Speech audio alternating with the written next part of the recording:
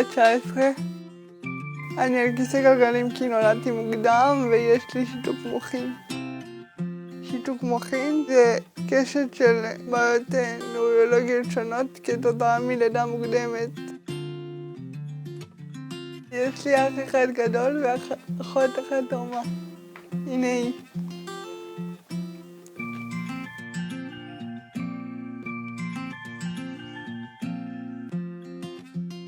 מי אוהבת להיות יותר בטלפון? שתינו מכורות. להגיד מה החלום שלי? נגיד, אם הייתי יכולה לעמוד רגיל, אז הייתי רוצה להשתתף בחוג בלט, אבל בגדר פנטזיה. מה שהייתי רוצה לעשות ואני לא יכולה זה להתנייד ללא קשר לכיסא ולעשות תרגילים של אקרובטיקה ללא תלות בכיסא. הייתי רוצה להיות יותר עצמאית ופחות להיות תלויה בכיסא ובאנשים אחרים. זה השאיפה שלי.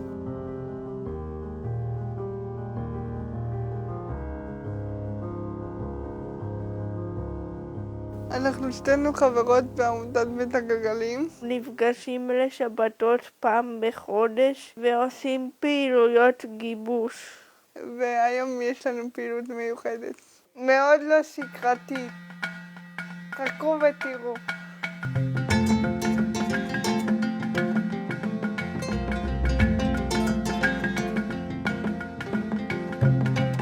עלה רעיון לעשות מפגש משותף בין חבר'ה המתרגלים אקרויוגה לבין בית הגלגלים.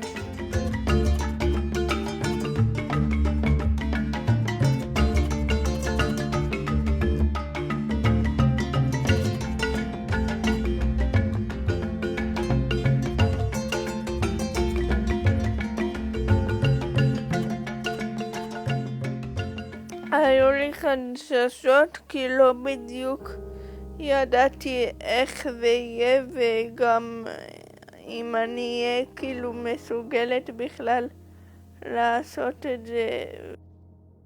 אני לא בן אדם שרגיל לצאת מהכיסא וזה דורש ממני המון התארגנות. לא ידעתי איך זה יפגוש את הגוף שלי ואיך הגוף שלי יוכל להתמודד עם זה. זה כאילו ידעתי שהם פשוט אנשים רגילים עושים את זה. אפילו חשבתי לוותר על ההשתתפות.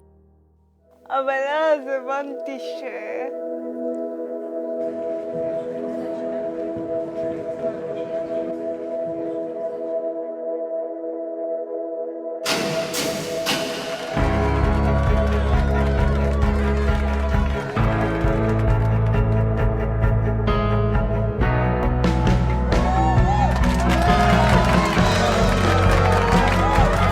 הרגשתי שבאותו רגע אני יכולה לעשות הכל אפשרי, זה לא רק סיסמה.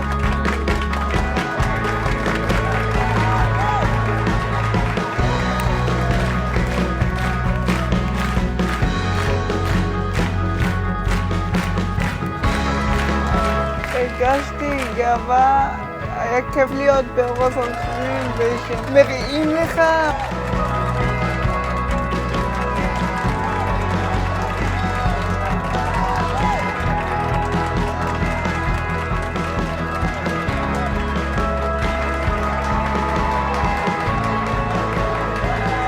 מלא מצלמות ולא ידעתי לאן להסתכל וכאילו הייתי כולי בהתרגשות שיא. אני שמחה שלא ויתרתי. אני לא אשכח את האירוע הזה בחיים.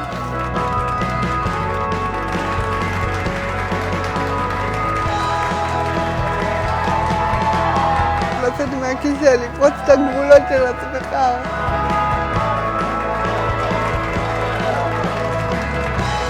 חלומות כנראה מתגשמים.